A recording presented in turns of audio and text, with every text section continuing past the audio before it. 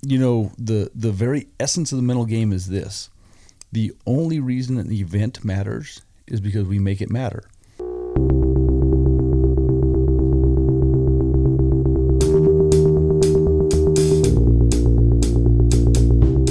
Welcome to the Mullins Farrier Podcast, where I will sit down and converse with the superstars, the overachievers, the masters of our craft. Each episode will be a deep dive into their personal philosophies, their habits, the tools they use, and the secrets to not only their success, but overcoming failure as well. First, find somebody you can mimic, then find somebody you can stand, and then try to focus on one style until you master that style. So if you say I can't do something, well, you're absolutely right. But if you say you're going to, you're absolutely right with that too. People say that you shouldn't define yourself by your work. That is not true. You know what Dave Farley does when he's, lucky enough to be at the World Equestrian Games? I'm watching other people work. Yeah. I don't think we do that enough. This podcast is for all of you out there who share my passion for the job and the desire to always improve. These interviews will put you in touch with the inner workings of the role models we all want to emulate. So let's get to it. There's only so many hours in a day, and it's a matter of what you do with them. Hello, everyone. Today I'm speaking with Wesley Stewart CF APF-1. Right from the beginning, Wesley has been an encouraging supporter of the podcast. With the release of each new episode, I was sure to see a positive comment from him on Facebook. This year at the Hoof-Care Summit in Cincinnati, Kathy Lesbronce, the president of the AAPF and a former guest on the podcast, invited me to join her and some other farriers for breakfast. And lo and behold, who was sitting across from me but Wesley. I immediately started to ask him about a million questions about life and shoeing down under. Recently, another farrier from Australia, Nicholas James, reached out and suggested that we should feature some Aussie and Kiwi farriers. Wesley was a natural choice for me, so I reached out and he graciously agreed to be a guest. I hope you enjoy this conversation as much as I did. So I'm sitting here today with Wesley Stewart, who was kind enough to join us all the way from Australia. Welcome, first of all. Thank you very much. Can you tell us a little bit about yourself? How did you become a farrier? Well, to try and make a really long story as short as possible, my father is Scottish, and he grew up on the last mechanised farm in Scotland with his grandparents, where everything was done with horses, and it was my father's job from an early age to take the horses down to the local blacksmith to have them shod. And being a young male, he was into everything that was on fire and tools and bending stuff. And so he relished the job. That involved skipping school, so be it. And of course, Dad was the sort of person that if someone spoke, he listened. There was always knowledge to be gained from everybody, he said. So he learned as much as he could. At 15 years of age, he jumped on a boat and came out to Australia, went to the Northern Territory. And because he could shoe horses, he got the job of shoeing all the horses as well as breaking them in and starting them and doing regular work and that. So when I come along, it was just natural that you shod horses. It was one of those things. They had to be shod. You shaped shoes, you shod them. And as I got older, Dad started teaching me more and more with his limited knowledge. But he was very, very big on proportions. So he'd get a plumb bob out and hang that from the shoulder and look at where the leg was underneath and hang it from the hip and look at where everything was sitting there. And then he'd have a broomstick that he'd measure things with and always made sure things were level and flat. And I wasn't paying that much attention, but doing it all the time, it sort of sunk in after a bit. I guess so. And I used to start horses with my dad from about the age of 13 because he was always breaking in horses and starting them. And when the ponies came along, I'd do them. And then, of course, we'd shoe them. And me being littler, I got underneath the ponies and shod them. And then I think I was about 16 or 17 when I saw a VHS of Craig Johnson riding a little Palomino of Carol Roses in a spotlight. And I went, wow, I want to do that. Dad got a nice little quarter horse. I started training it, training for reining, shoeing it as best we could for sliding plates and things like that, which were basically just prefabricated steel cut out with a plasma cutter and nailed on, and showing her and wanting to do better and talking to the trainers in America via handwritten letters. It was my shoeing that was letting me down, so I had to learn how to shoe, and found a course in the back of the Western Horseman magazine that Dad would get, and applied for that and learned how to shoe and enjoyed that. And it's been an ever-growing experience of learning from anyone and everyone I could, and going to clinics and vet clinics, and last year the International Hoof-Care Summit, to just keep learning more and more and more about shoeing horses. Yeah. So was that your first time there? That was my first time there, yeah. Oh, okay. I wondered, that seemed like a pretty long journey over for the summit. Have you been to North America before? I've been over once before, many, many years ago, but that was so long ago you sort of don't remember the trip or much of the experience. So, it was a couple of decades at least. Oh, wow. Okay. Yeah. That was quite a sort of, started off initially an overwhelming experience. No kidding. Yeah. It was one of those things that by lunchtime the first day, I thought, I'm just going to sit in my room and try to actually take in what I've already heard. I don't think my brain can handle anymore. Yeah, I'll just stay here. So it's a lot all at once, for sure. Yeah. But by the end of it, I was feeling like I was getting it and understanding things, and it wasn't so overwhelming. It was really, really good. By the time the last lecture had finished, I went, I think I've got a very small grasp on some of the information they were trying to convey to us. So it was a wonderful, wonderful thing. For sure. Yeah, my experience was kind of the same, where there was a lot of information right off the bat, and then when I took it home, some of it would just kind of come to me without even really thinking of it, just while I was working, right? All of a sudden you're looking at a foot, and something Jim Ferry said would all of a sudden pop in your brain. I think it's good to sit and attend as many of them as you can, and even if it doesn't feel like you're getting it all, even if you've taken some notes and even absorbed it subconsciously, I think it comes out eventually. Yeah, well, I started taking notes and gave up about a third of the way through the first lecture because I just wasn't getting what I felt was everything down. So I thought I'm better off just sitting here listening, paying attention, and trying to take in as much as I can, and just enjoy the experience as well. And yeah, like you said, when you got home, you're doing things or you're talking to somebody and you go, wow, I must have actually been paying attention because I remember what he said. Yeah, exactly. Now, this is probably a good segue. What type of horses, what do you work on down there? Pretty much everything. We don't have, other than the thoroughbreds, we don't have a large enough group that you can sort of go, hey, I'll do reining horses or I'll do this, and actually make a good living from it. Me being a little bit stubborn and being encouraged by a few people who are just absolutely incredibly awesome that I've met over the last couple of years, I decided that rather than shoeing just horses and making a really good living, I was coming up 50. I wanted to enjoy what I was doing again. So I went, you know what? I love shoeing reining horses. I'm going to shoe reining horses. And if that means I take a day off to fly to the north of the country to shoe reining horses, and then I drive 7.5 hours south every fortnight, then that's what I'm going to do. I'll just advertise. I'd been around the reining horse industry for a while, been the state and national show farrier, and I just thought, you know what? Instead of doing 1 or 2 reining horses a week and then a bit of this and a bit of that, and I'm going to go shoe reining horses. And started doing that about 2 years ago. I still do a lot of vet work and lameness cases and laminitis, but when people ask me, I said, I shoe reining horses, and I'm pretty happy with that now. So that's cool. Yeah. I guess you get to see a lot of the countryside that way too. Oh, yeah. You go to places that you've never been before, and yeah, it's real nice. Because the people know that I'm interested in it, it's not just like, someone calling up wanting a farrier and then you develop a rapport with them because you've been shoeing their horse for a while. These people know what I'm like from being around the shows, and it's more personable right off the bat.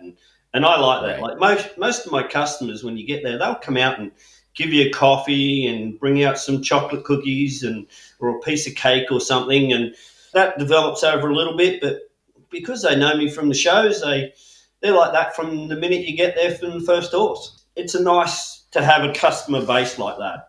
Cool. It's way easier to work with your people, like people who are of your tribe, right? So it's something you're already fascinated about. So what are some things that you've learned once you specialized in the reining horses? Probably the thing that I've learnt most is that our owner education over here is lacking through, and it comes down to lack of the size of the industry and therefore lack of availability of shoes. And I find a lot of my old farrier used to. And it's like, yeah, but your old farrier bought the shoes that we have here in Australia, and I'm importing mine so that I can get a variety of shoes. Because basically we've got the 1.25 inch toe weighted wide shoe for a sliding plate, and that goes on everything. So you've got a horse and it's just come back from the breaker and it's starting, you throw those on it because they're available. Right. Yeah, and then trying to educate people, look, this one would be better in 1/2 inch so that he's not going to flip over on himself, and encourage him a little bit more and that sort of thing. And then once they see the difference, they're happy with it. So that's been the hardest thing with a lot of it is owner education. The other industries, I don't know, because the eventers and the jumpers, hey, look, as long as it's got a shoe on it and you can put studs in it, they really don't care. But with the reining horses, it's like, my old farrier always used to put these on and my horse goes real well, and with less of a shoe, he's not going to slide. It's like, yeah, well, maybe he won't flip over and maybe he will slide because he's not scared to anymore. Yeah, exactly. And that was the thing with a lot of them. And then they had the thing like, he doesn't slide real well, so he needs a bigger shoe and more trailer. It's like, okay, let's look at how a horse's foot moves and owner education that way. And the good thing was I found that people wanted to be educated if you could explain it to them in a way that made sense and you didn't talk down to them. Yeah. Yep. So, that makes sense. So you import all your shoes, or most of them? Most of them, yeah. I mean, I don't directly import them. I was going through a guy in New Zealand to get my shoes in because he would get me the sizes that I wanted, provided I ordered boxes of them. So if I want to, give me a box of that and a box of that and a box of that, he'll get me the different sizes I wanted so that I could get it was mainly the double S, but personally, I like the Kirkut shoe. It lasts a little longer in our conditions over here, and it's a little easier to fit a nail into without having to rust too much. And the only ones you can get out here are the 1.25 inch ones. So when I went over to the Hoof-Care Summit, someone introduced me to Roy Bloom, and Roy said, if you want it, we'll get it to you, even if that means you order directly from us. And then our Kirkut distributor in Australia, Roy spoke to him, and now I'm able to order whatever sliding plates I want that Kirkut made. So I am so happy. I mean, that for me alone was worthwhile going to the summit for. No kidding. Game changer. Oh, yeah.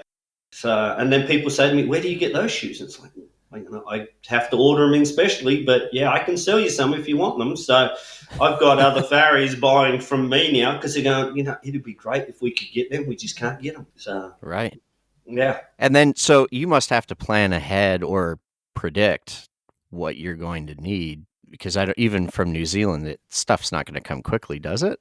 No, about a month turnaround when I was ordering through the suppliers in New Zealand, because they'd order from Double S, and then that would come to them and then it'd come to me. With going through Kirkut, it's about a 3 month, because they put in an order every 3 months. So I've got to work out what I'm going to need and then order in about 3 months in advance for what I'm going to need. So, wow. I'm lucky enough I live 10 minutes from our local supplier who has a huge selection of almost everything. So I always feel bad for somebody who has to think that far ahead and plan. Like there's sometimes you must order shoes and then not end up using them, right? Oh yeah. Like I've got shelves and shelves of shoes that are just sitting there because you go, yeah, I'll get a couple of those. They're working really well. Get a few more, and then something changes or the horses change and they grow up, and you've not got any more, and you go, yeah, I've now got 20 of those sitting on the shelf. Beauty. Okay, I'll use them at some stage, and it comes around that we have such a limited availability of shoes here. Like when I went over to the summit, the shoes that were in the Texas Farrier Supply shop, he had more shoes sitting there than I've seen in any one of our suppliers. Right. When I went down to the Farrier Products Distribution Warehouse, I was just like, dude, if you took just one rack of these shelves and set it up in Australia, you'd still have more shoes than anyone else in Australia. Like even when you're looking at tools and those sorts of things and prices, we get killed on prices as well. Oh, I imagine because they have a bit of a monopoly on your supply. Yeah, and they do take advantage of it. And some of the stuff is really silly. Like we only pay a couple of bucks more for rasps than you see advertised on Anvil brand or Stockoffs or something. But then you take a Calvary hammer, which Anvil brand's selling for about $55, and you'll pay $250 for it over here. Yeah. In Canada, we kind of have the same thing because a lot of the stuff goes through the U.S. and then hits us. So, right. It's markup. Yep. Yeah, like just shoe supply is limited, but so you order stuff, they'll get it for you, and then let you go. I'll have a couple of these, and then it turns out they're sitting there for a while. And then, a couple of years later, you'll have a horse that'll come around and you go, hey, if I had, I've got one of those sitting on my shelf. Beauty, I don't have to order it again. So everything eventually gets used up. Yeah, you just have to be willing to hold on to it for a bit. Yeah, for sure. Now, what do you shoe them with in the front end? Well, my trainers, we don't actually put front shoes on because we're sitting there and they ride well enough that, you're sort of going, we're on 5 resets on the front shoes. Do we really need front shoes on these guys? Oh, okay. Yeah. Like even my biggest trainer, they've only got 12 horses in training. And that's everything from just come back from the breaker to the amateur owner horse that's come in from a couple of months and that sort of thing. Most of the stuff that I do is amateur owner horses, ladies reigners and those sorts of things. So it depends on the horse. It depends on where they're also trail riding the horse. If they trail ride it, if they do other events with it, I'll use a Delta Challenger unclipped and put a bit of a roll on that all the way around, or I'll use a St. Croix Aventa because it's got a nice breakover all the way around on that. Yep. Or a Kirkart Comfort Steel. I'll pull the side clips off that and put those on. It really depends on the horse, the size of the horse, how well he's going, what level he's at, and what he also does. Because a lot of the people, like they're running in large paddocks and it's full of rocks, and so you go, we need a big wide shoe to protect your horse 99% of the time because you're only doing reining with him maybe 2 times during the week as you're training him, and then once every 2 months when you go to a show. So we got to, shoe him for the rest of the time. Yeah. So yeah, that's kind of tough for reiners, isn't it? Yeah. They go out in the paddock and... Well, most of ours are out in the paddock. There's only the trainers that really keep them in a stall or in a day run. The rest of them are running in large, well, now that we've got rain, large grassy paddocks. So, okay. Yeah, which always makes for fun for slipping over horses and pulled shoes and that sort of thing. That's what I'm thinking. Yep. And it comes, rings you up and goes, he pulled a shoe. How'd he do that? Well, he came down and he slipped right the way into the corner. And then as he was flipping around, got hung up on the fence, right? Yep. Because his legs had gone under it. Yep. But, you got no alternative. They can't all lock them up and that sort of thing. So, and most of our people run a bit different to the guys in the States. Like, you want a horse, you've got some land, you get a horse, you put it on the land and it runs around, and then you decide what you're going to do with it and get someone to put shoes on for you. And away you go. And, most of our horses aren't stabled and that sort of thing full time. We don't, other than the bigger trainers, most of them don't run in barns. We don't have many barns, as you call it. Like when the guys have come out and stayed with me, and they're going, which barn are we going to? We're going, no, we're going to someone's house now. Yeah, and you'll pull up at someone's house and there'll be the horse down the back paddock, and it's a little bit different over here to what it is over in the States.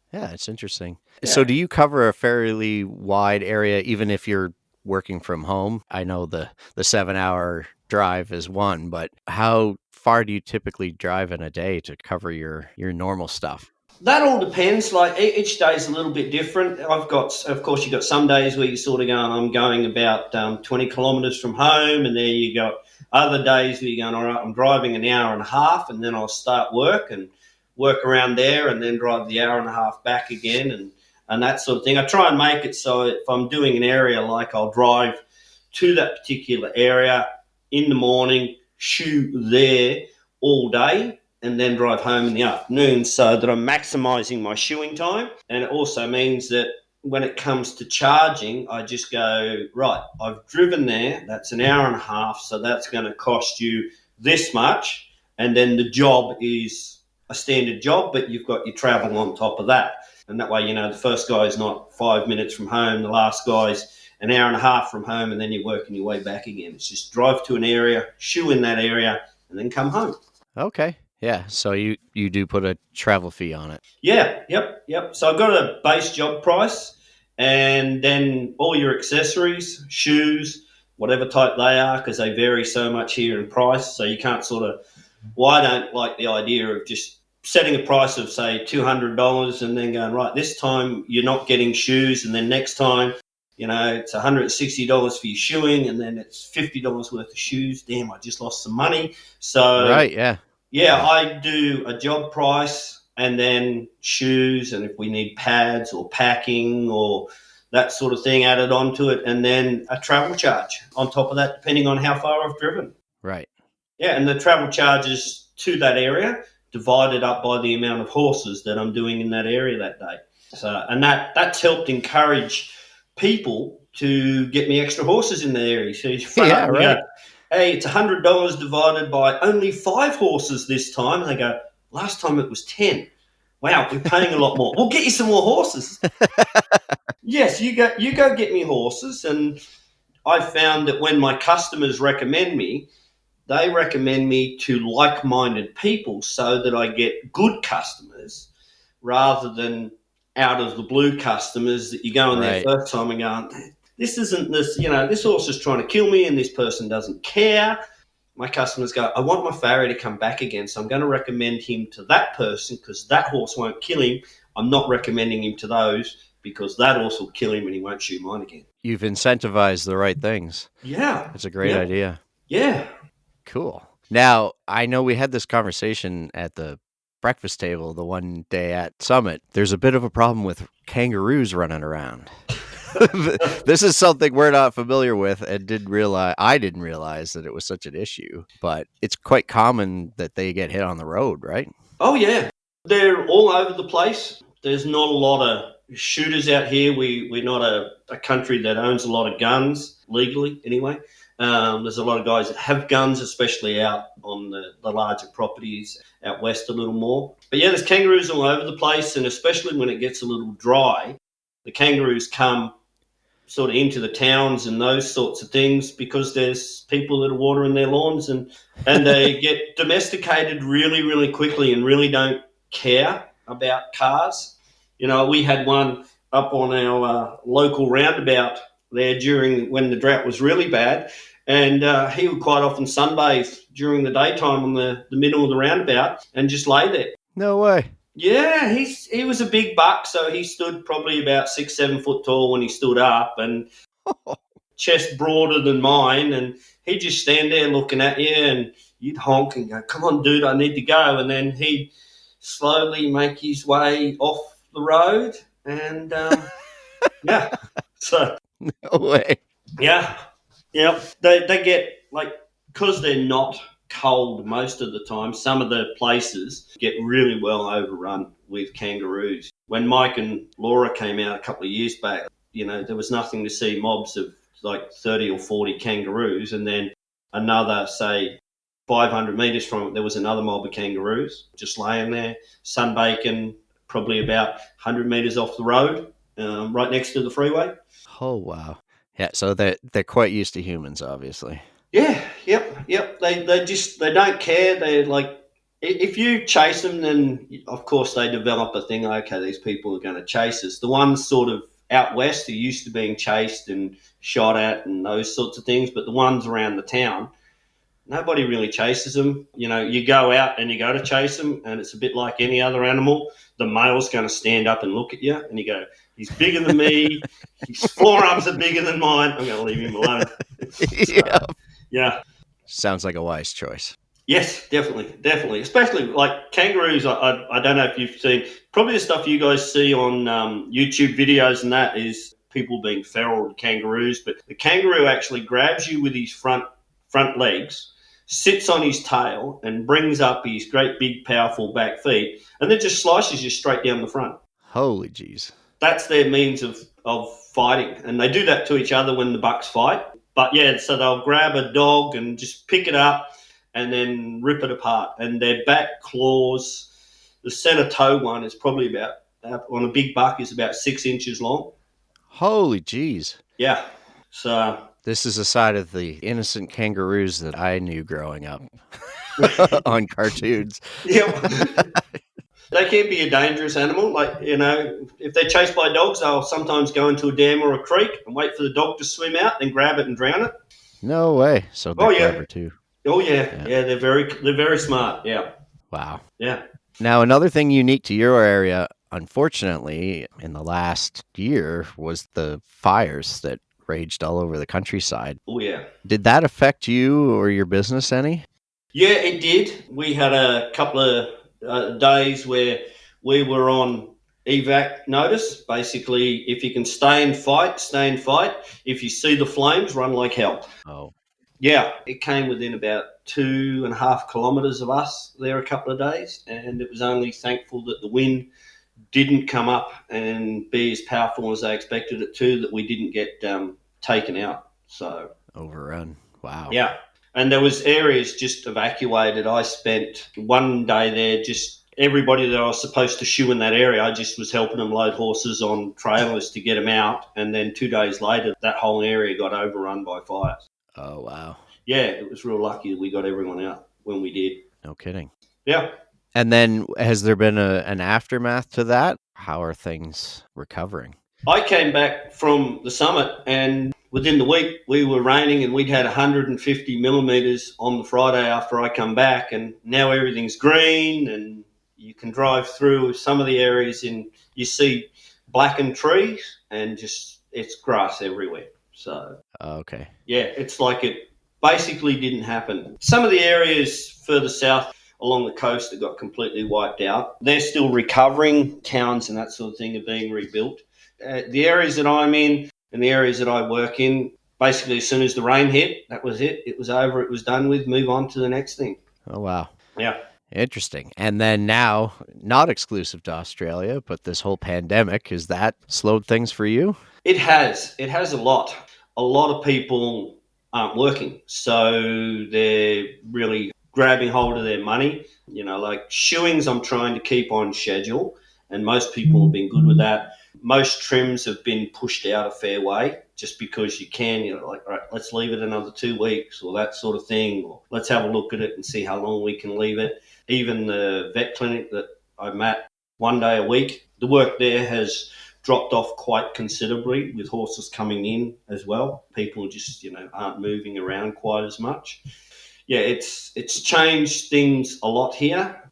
We're not as bad as a lot of places, but yeah, there's a lot of stuff that's been shut down and that sort of thing. We had the horse flu over a decade ago. While that shut down horse movement and shows and all of those sorts of things, it didn't affect people's income because everybody was still able to go to work.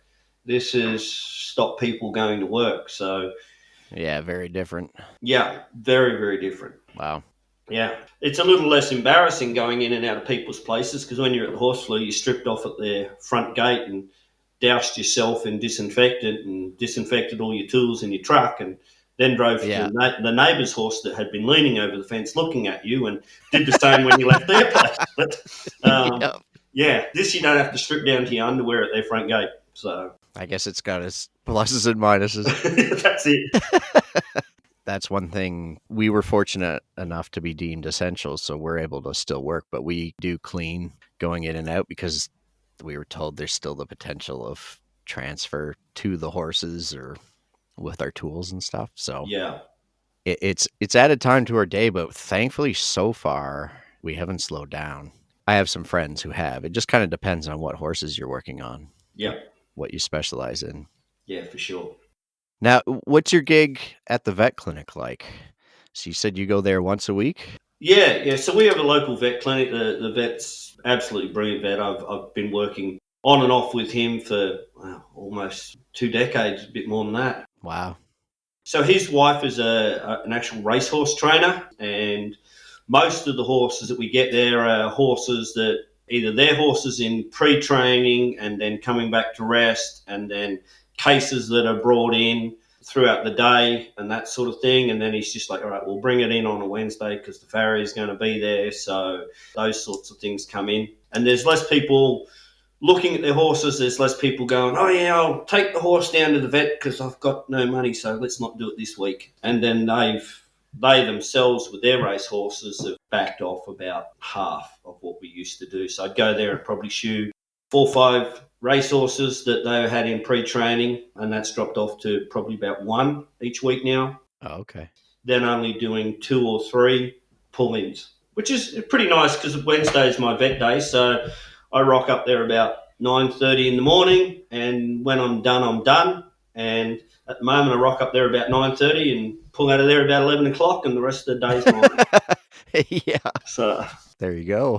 You don't mind that too much, when you sort of, the vet's heading out at 6 o'clock of an evening and going, I just got one more call to do, I'll see you next week, and then you're still there when he comes back. Yeah. Yeah, so sometimes I have noticed that a lot of people are enjoying the fact that they do get a bit of a break. Yeah. So I got more people riding their horses now than before because they're home, so they're riding their horses, which is nice. Yeah.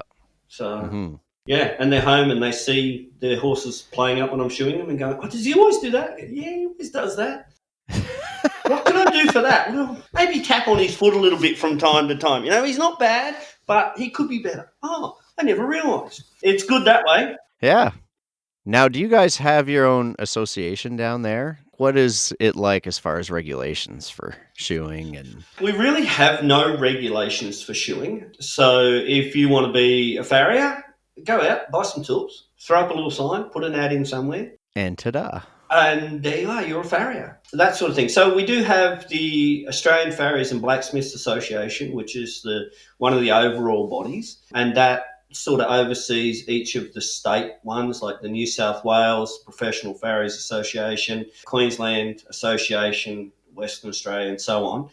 We also have a different group called the Master Farriers Association, which oversees the guys that have done their Master Farriers without wanting to stir up anything. That's not a really progressive organisation as much as the state bodies are. The state bodies tend to move forward a little bit more. And then we've got guys that are starting up the Worshipful Company of Farriers to try and get more stuff done with them and that sort of thing. The IAPF is growing extremely rapidly in Australia because we're filling the one gap that the others don't do, which is help you with your education and encourage you to get educated. So that took off. We have the Vice President of the New South Wales, the Treasurer, and I think the Secretary of the New South Wales Professional Farriers Association joined because they saw the benefit. They saw the benefit of the two associations working together, and jointly we've put on one clinic last November with the vet that I work for.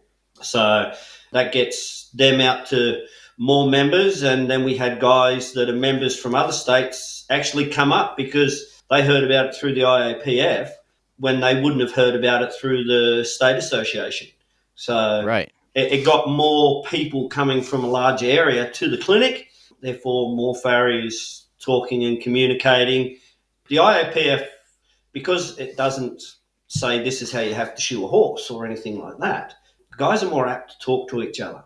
Right. When you get around, the guys to a clinic there, and you just have a good chat and that sort of thing, and they're more apt to listen to you rather than go, yeah, you're with that association, so you're that state and we're this state and we do things our way. It's like, we don't do things, we just educate you and help you get educated and encourage you to get educated. And they're like, oh, right, okay, cool. It's a bit of a different concept for them, like they go, so what do you do? How do you classify the shoeing? It's go, we don't. What do you mean? He said, well, we're here to help you with your education, encourage you and support you in that. And it's like, oh, right. Yeah. Okay. Yeah, that's really out of the box for everybody. But, most people like the idea. And once we get some more benefits available to the Australian members, that, we'll have a few more members come on board. And we've got some fairly big plans with it. Actually our vice president runs a conference that he styles after the International Hoof-Care Summit conference, and I'm going to throw a little plug in here if you don't mind for it. No, of course. It's the Australian Farriers Conference, and it is held, each year he's trying to hold it on the Gold Coast. This year it had to be postponed, of course, but he was going to get Roy Bloom out this year, and speakers like that. Dr. Simon Curtis came out last year and spoke. Runs for 3 days, and it's on the beautiful Gold Coast, so it's like Florida. You're about 2 blocks away from beautiful beaches and those sorts of things. And the first year he ran it, I won't be quoted on the numbers, please, but I think there was only about a total of 35 attendees, and that tripled the second year because people, it's all about education, and this is so cool. We all stay basically in the one hotel. We breakfast together, we dinner together, and we drank so much alcohol that they had to reorder because they went, you have drunk the weekend's alcohol and it's only Friday night. Well, you should have known farriers were coming. That's right, yeah. It was their first time having farriers there, and they went, you guys have drunk the entire Friday, Saturday, Sunday nights, lot of alcohol. We have to order more alcohol. So, yeah, but it's a good opportunity for farriers to talk and communicate, and it's a really, really great atmosphere. He's done a really, really good job of his presentations and created a fantastic atmosphere there, and that's where the IAPF has really blossomed there, because we had a stand and members saw that we weren't going to judge them on shoeing this way or trimming that way or being a vet. We hear about education, so, come over, have a chat and join. Cool. Yeah, it was just fantastic. And, of course, having Brian Quincy there, I mean, if he's around something, he could sell you a beat-up old car that you just paid to have taken away. He could sell it back to you, no worries at all. So, yeah. Now, how did you get started with them? Well, I've got the American Farriers Journal for donkey's years. I think I've got about 6 or 7 boxes of them. I'm a hoarder that way. And then when I first saw them coming up, because I want something to help me learn, something to give me more contacts, give me more access to learning. And I saw an ad from them in the Farriers Journal and jumped on the website, and that stage the website had only just been started because it was their very first year, and contacted Brian and went, I want in because you guys are going to help me learn. And so I've been a member since the first year it was up and running, and I've been taking brochures out and doing that sort of thing in Australia since then, going, this is an organisation that everyone should be a part of because they will help you so much.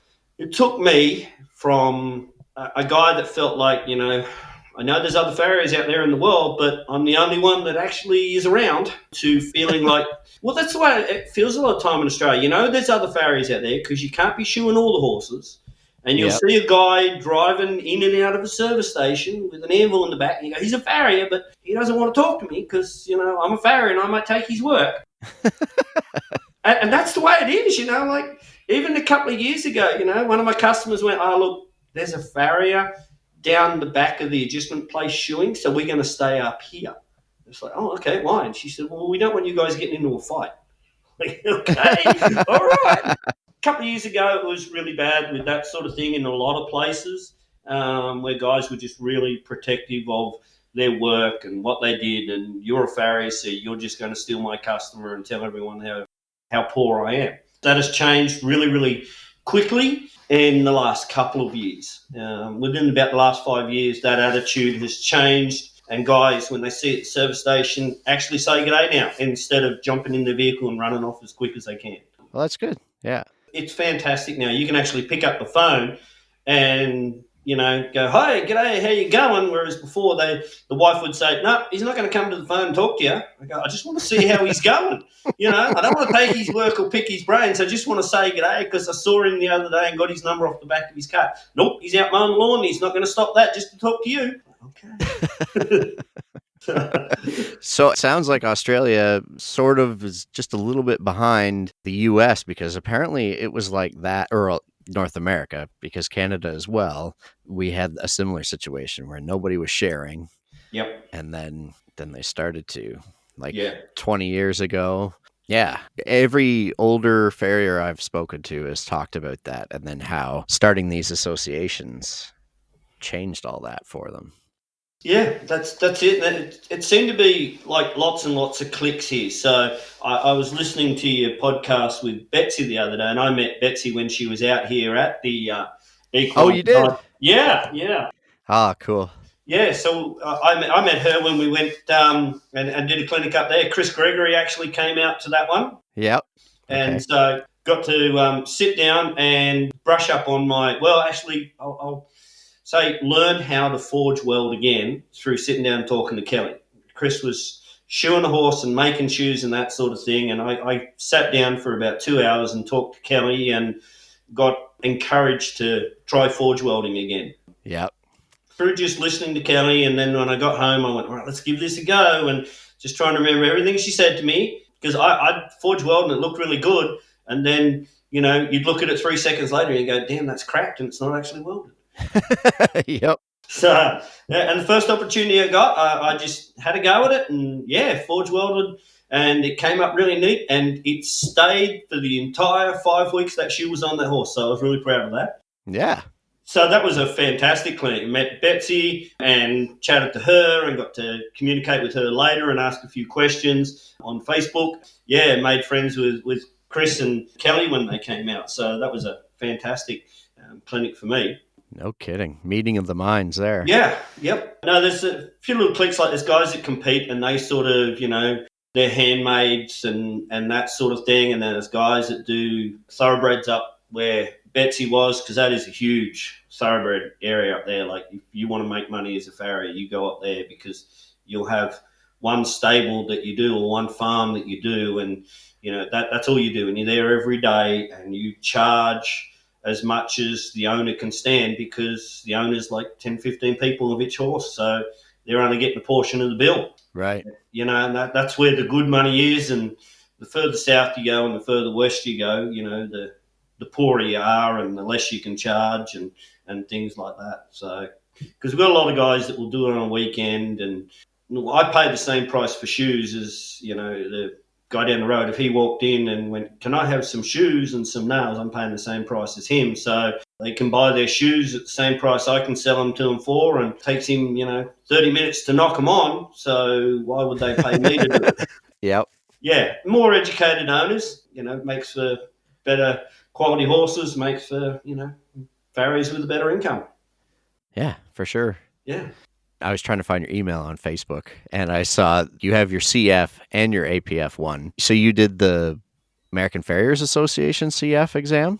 No, ages and ages ago, I got involved with the Brotherhood of Working Farriers Association through talking to Ralph Casey and education. And that was through an ad in the Western Horseman years and years and years ago. And Ralph helped me a lot over the phone. And because I wasn't able to get over there to do any actual testing and those sorts of things, they gave me a nominal classification of certified farrier with the BWFA. So, oh, cool. Yeah, and it's just a matter of doing my Journeyman 2 as soon as I'm able to get back over there with some time and sit down and shoe a horse for them. Okay. Yeah, so that's where that is. And I've done other stuff and sent, like pictures and those sorts of things. But Ralph and Ginger were my initial help and learning, other than books and a few old retired farriers here in Australia. They were happy to share knowledge and give you, tools and spend time with you at the anvil and that sort of thing, and teach you forge work and teach you hot shoeing and that sort of stuff, because they loved the trade, weren't physically able to do it anymore. So when someone came along and they could share some knowledge, the retired guys or the guys in the wheelchairs, they were, yeah, we'll help you, no worries. No one else wanted to, but they did. And Ralph Casey was really, really good with giving me information and pointing me in directions and that sort of thing. And Dr. Doug Butler's original P2 book that hangs in my truck, it's got no spine on it anymore. There's pages that, Scale has jumped on and set fire to the book and Yep. and that. And then, and Chris Gregory's books, everything from Chris. I after meeting him at that symposium, I spent 2 years hand making everything that I put on. Did you really? Yeah, that helped me phenomenally with being able to trim a foot, because I was, for want of a better description, before I was trimming a foot to suit a standard shoe, and then I started trimming a foot to the foot and then making the shoe for that foot. Yeah. So that changed my whole perception on, how shoeing and trimming was and that sort of thing, which was just phenomenal. And then my elbow gave out from so much hammering that I went, okay, let's only make a few of these, and when we need to. So taper that back a bit.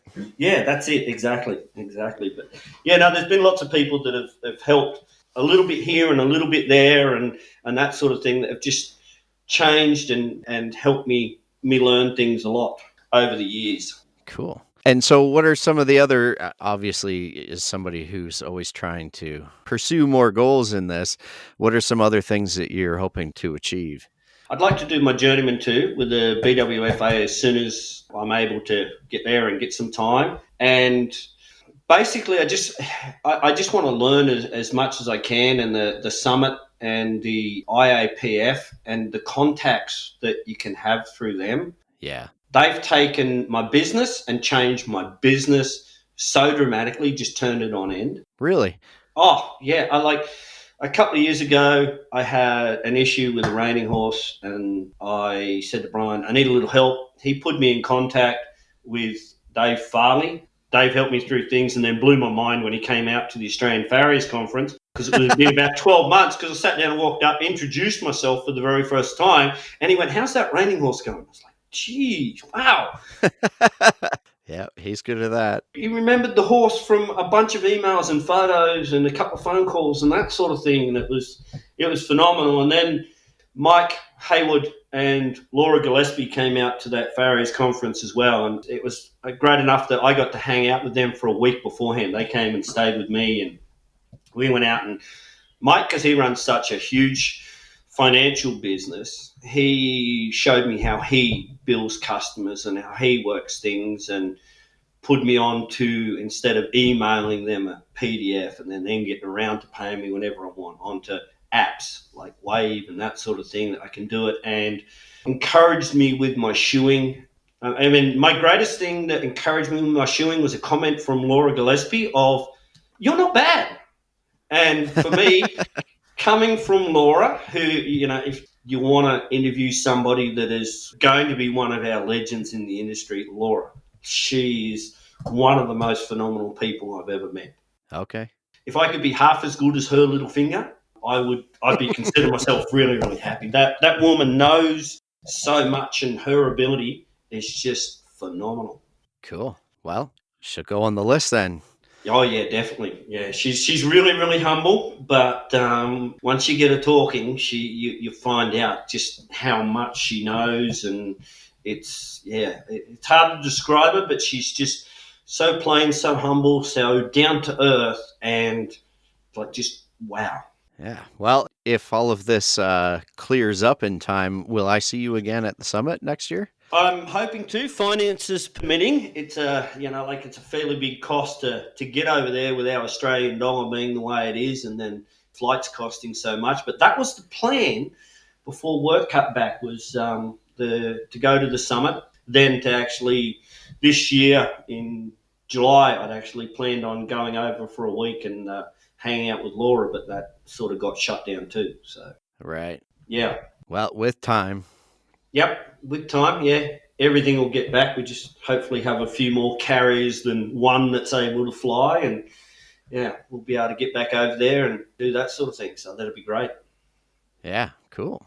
I'm assuming it was you that I have to thank for having the podcast earn you CE credits, right? Was that you who contacted? No, that was actually one of the new members of the IAPF that had been listening to your podcast, and when he joined after the Australian Farriers Conference, went, I'm listening to these guys. Can they be listed as well? And I jumped on and listened to everything that you put up that far and went, we need to get these done.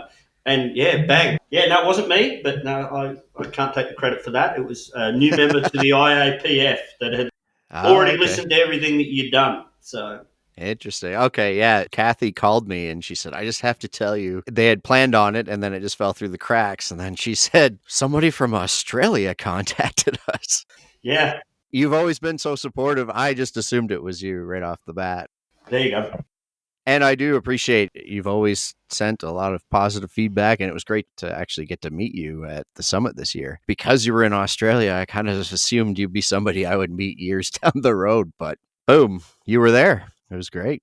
That was great, yeah. And sitting down with Kathy and yourself was really, really mind-blowing. You know, like I'd heard Kathy on your podcast, and I knew of Kathy through the IAPF, but heard her on your podcast and went, oh, that's a lady I've got to meet. She's so phenomenal. Oh, yeah. Yeah, I got to meet it. And I thought, yeah, if Brian's over there, I really want to meet him. Hopefully Kathy can introduce me. And then he's fronted up at breakfast. And it's like, wow. Yeah, we're all here anyway. Yeah. It was one of those things. It's like, where's my pen? I get everybody's autographs. But yeah. Yeah, that is the cool thing about that. When you have breakfast with a group of people or lunch or dinner at any of those events, I find I learn so much just from those conversations and those stories. I mean, it's part of the reason why I do the podcast, because you wish you had something on record while you were sitting there. You hear so much good stuff, and there are always a bunch of good takeaways. It was very interesting sitting with you and learning how different it can be. Yeah. In a completely different part of the world. It was really good. And like everyone just relaxes and tells funny stories. It's great. You just sit around and everyone's relaxing. Everyone's telling little stories and that sort of thing. And it's just one of the greatest things I found was that nobody sort of looked down on anybody. Everyone was just like, hi, how you going? Yeah, have some lunch with me or have some dinner with me and just chat like, you know, wow, how long have I known you? Because everything's really relaxed and it didn't matter who it was. Yeah, it was one of the nicest places that I've ever been because of the people that were there.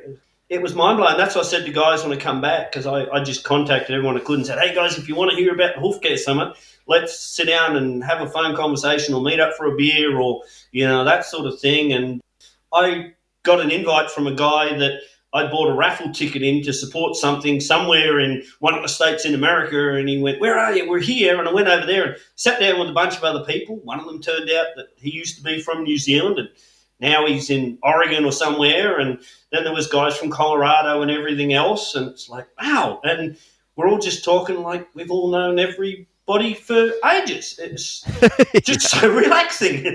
So yep.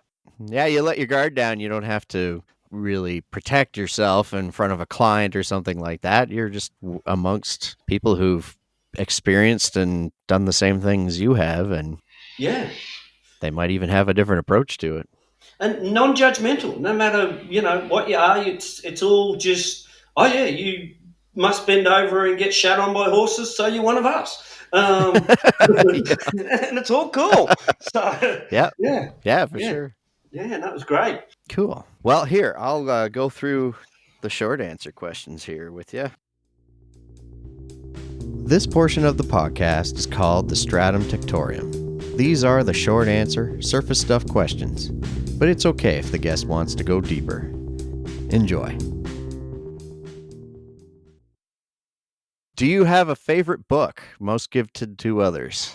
No, I don't have one that is most gifted to others. I have one that is most recommended to others, and that is the American Farriers Journal Back to Basics, Chris Gregory's book that I recommend any farrier and every farrier should get. That is a good one. I haven't been able to find one. Oh, okay. It's just because it's simple, because it's nice and quick and short, and it's everything straight to the point, and then that leads them on to going, ooh, I want more knowledge, I'll get bigger books. Yeah. Like the Butler book and Chris's other, his new book and that sort of thing. But that's a good basic, here you go, introduction to everything book that, I recommend that, when a farrier's telling me, what book should you get? This is the first one on your list, get this one. Yep. Yeah. I could see why. Favorite brand of work boots? My Justins. Okay. Favorite make of rasp? Laura switched me on to the green tank. Before that, I was using Save Edge. I love the green tank because I can resharpen it, and after you resharpen it, it's good for about another 10 horses before you got to resharpen it again. It's funny, a lot of the guests say that one, don't they? Yeah. It's been a real thing over the last 12 months that everyone's sort of gone for the green tank, moved away from everything else. So seems to be a good rasp then. Yeah, they've got something figured out. Yeah. Do you have a dream farrier rig? Not really. I've worked out the back of my ute. I've had small trailers. I've had big walk-in trailers. And one time I went, you know what? I shoe a horse at home with me, my forge, and my anvil. Let's just throw that in the back of my truck, and drove around, saved a bunch of fuel, and went, that's all I need. Why do I need some big fancy setup and spending, $100 a day on fuel and tyres and hauling around a farrier shop when, I unload the anvil, grab out my tools, they're in my toolbox, and away you go. Chris often says the more knowledgeable and skilled you get in farriery, the less tools and the smaller the rig you have. Yep. I can see that. Yeah. And I have to ask, what is a ute? Oh, so a utility. So, okay. Yeah, two-wheel drive, like your pickup truck's only really small, quarter-ton type vehicle, two-wheel drive. Like front end looks like a car and back end looks like a pickup. Yeah, okay. Favorite rounding hammer?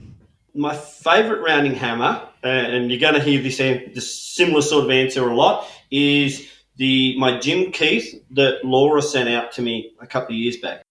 With my elbow pain and that sort of thing, and trying different handles and different wraps on them, she sent that out, and I picked that up, and by the end of the day, my elbow didn't hurt anymore. Yeah, I do find once you find that magic hammer that works for you, you do have less pain. Yeah, it was just... I think it's different for everybody, but yeah, for sure. I tried the Anvil brands and Blurtons and NC Cavalry ones of various weights, and the elbow always hurt by the end of the day. And then she sent me out that one, and I went, all right, I'm giving that one a go because Laura sent it out. And yeah, at the end of the day, I just went, you know what, my elbow's not hurting. I'm in love with this hammer. So perfect. Yeah. When you were hand making shoes all the time, did you have a favorite type of bar stock to work with?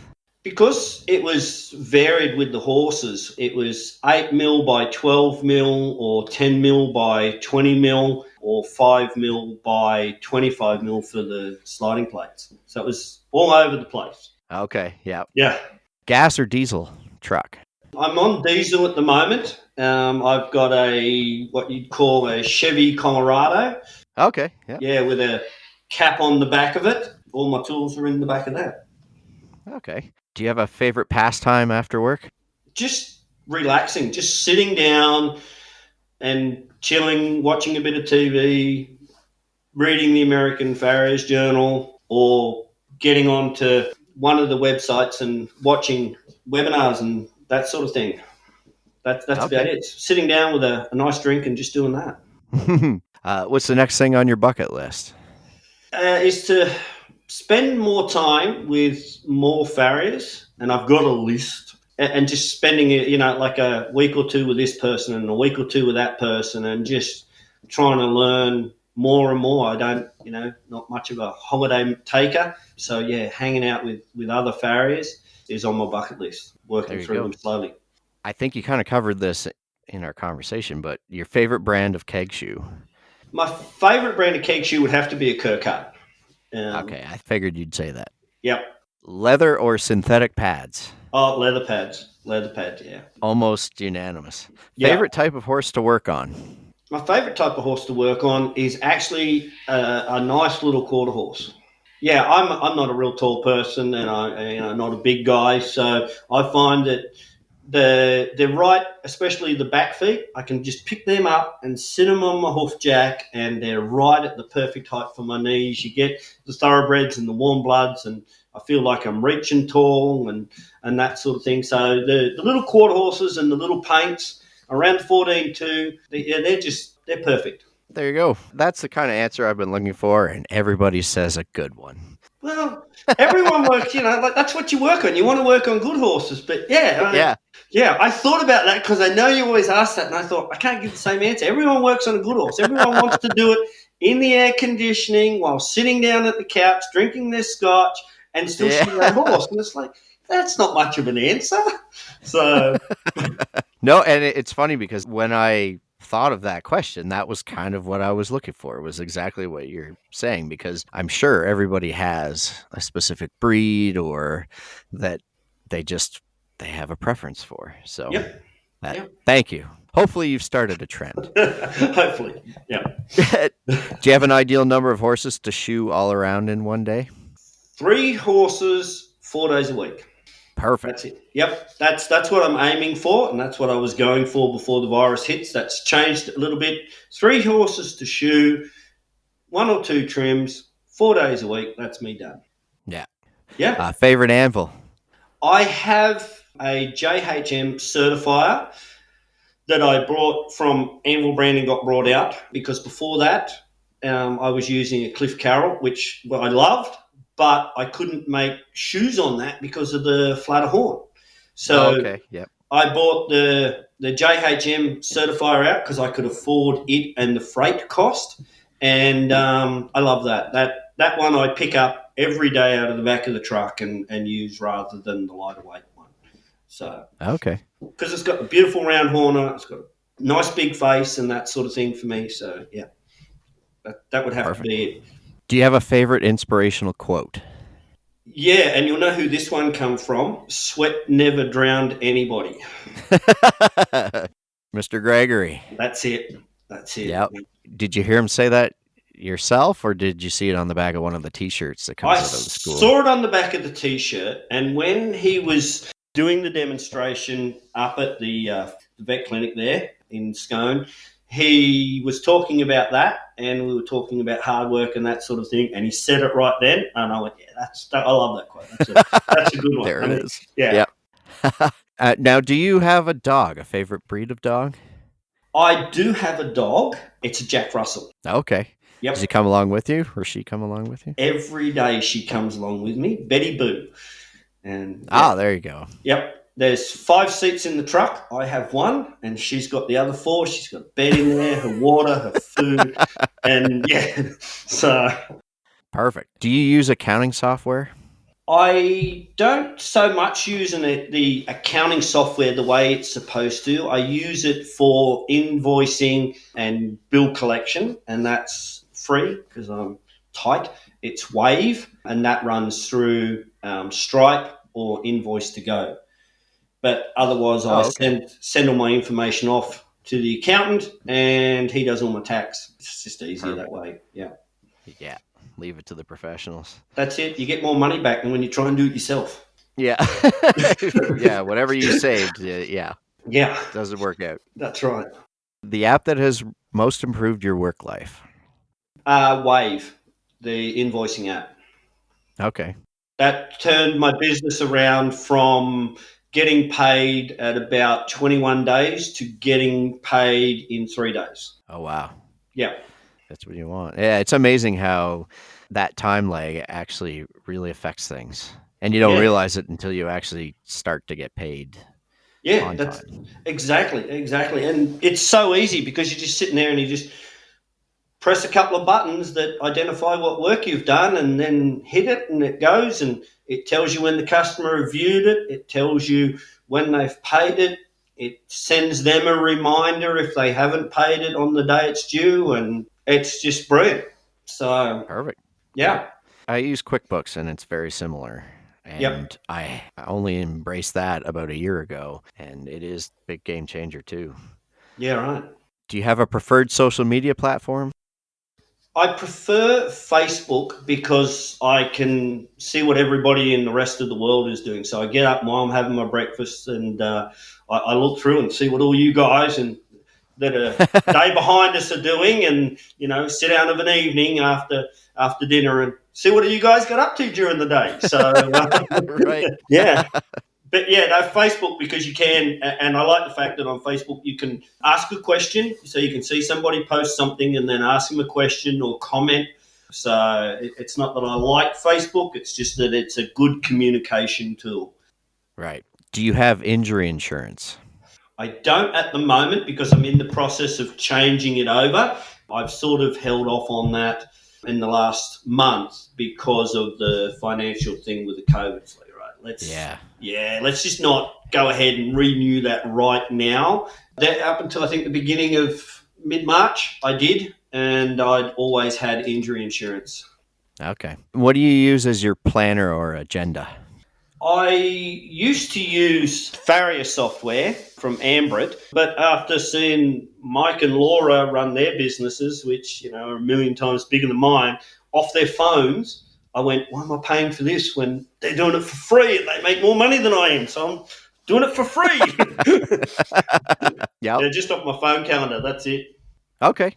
Yeah. Yep. And so I have a friend who worked with me for several years from England, and he calls it his diary. Like his agenda is diary. Is that an Australian thing too, or no? Yeah, most people have diaries. When you go in there, your agenda is your monthly view, but you go into your daily diary or weekly diary or that. Okay. Yeah. So it has trickled into your lexicon as well. Yes. Yep. Do you have a favorite method of soothing aches and pains? Sitting down at night time and relaxing is about it. I don't really meditate, so it's just sitting down, relaxing and enjoying the evening. Usually by the time you get up and wander off, you're not feeling too bad. Yeah. Favorite brand of jeans? Wranglers. Favorite drink? Coffee. Oh, yeah. Oh, yeah. And I've heard your coffee's better there. Yeah, our coffee is way better. I think Betsy told me that. Favorite genre of music? I like a bit of everything. As long as it's got a good uplifting beat, I will listen to rap, classical, country, rock. Every genre has that nice, mellow, relaxing thing. Give me something with an upbeat and I'm good to go. You're good. Okay. Yep. Do you work out?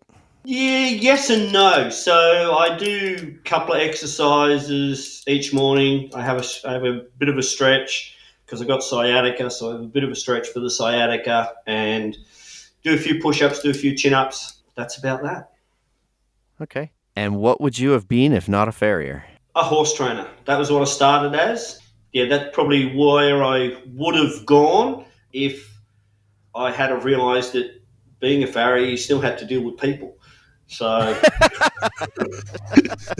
Oh, you fell for that ploy. I fell for that ploy. I got sick of people fronting up when I was training horses and, going, why won't my horse go as good for me as it does for you? Because I've been riding it every day for the last 3 months and you couldn't find which one was yours. That's why. And it's like, hey, when I'm shoeing horses, the people come out and they give me a check at the end of it and they go away again. And you didn't realise until I got fully into it how much you had to deal with people.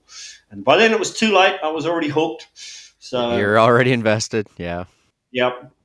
So, I loved shoeing my own horses and that sort of thing with Dad, and it was really enjoyable. So it was an easy transition for me because it was something that, one, you were working with horses. Two, every horse, every foot made you think, made you learn.